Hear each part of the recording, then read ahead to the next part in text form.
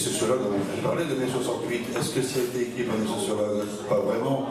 Alors peut-on nous dire comment ce livre a été construit? Il est relativement volumineux, c'est normal. Toutes les régions quasiment sont traitées. Le Nord, évidemment, en fait partie. Et je vous signale que Le Monde, d'hier soir, donc daté d'aujourd'hui, sous la plume de Béatrice Guret, sort un témoignage également d'une ancienne ouvrière de la Lénière, Mariko Roubaix, La fibre militante, que je vous invite à lire.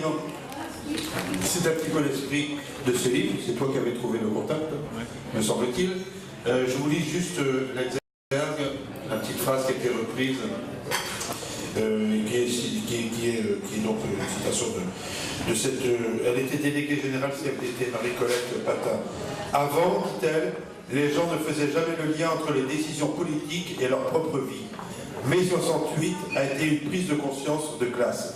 Notre projet, Pascal, s'appelle l'utopie du pouvoir. Qu'est-ce que tu peux nous dire de ces utopies que l'on avait en 68 de ce que c'est devenu aujourd'hui?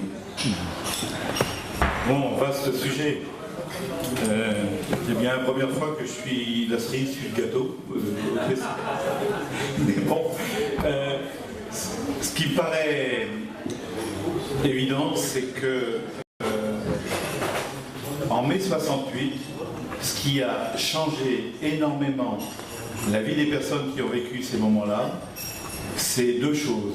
C'est d'une part la possibilité de s'exprimer et d'autre part la possibilité de parler avec d'autres, finalement la rencontre. Et ça a changé pour beaucoup leur vie. Ceux que j'ai pu rencontrer ont vécu leur première manif, leur première grève, alors grève avec l'occupation pour certains. Beaucoup sur les usines, comme on l'a dit. Ça dépend où. Pas vraiment. Pas vraiment. On est 36. C'est Alain Badiou qui raconte ça dans le bouquin. Donc... Oui, mais c'est Badiou. Ouais. Et c'est surtout la rencontre qui a permis finalement de se dire qu'il y avait des choses de possibles.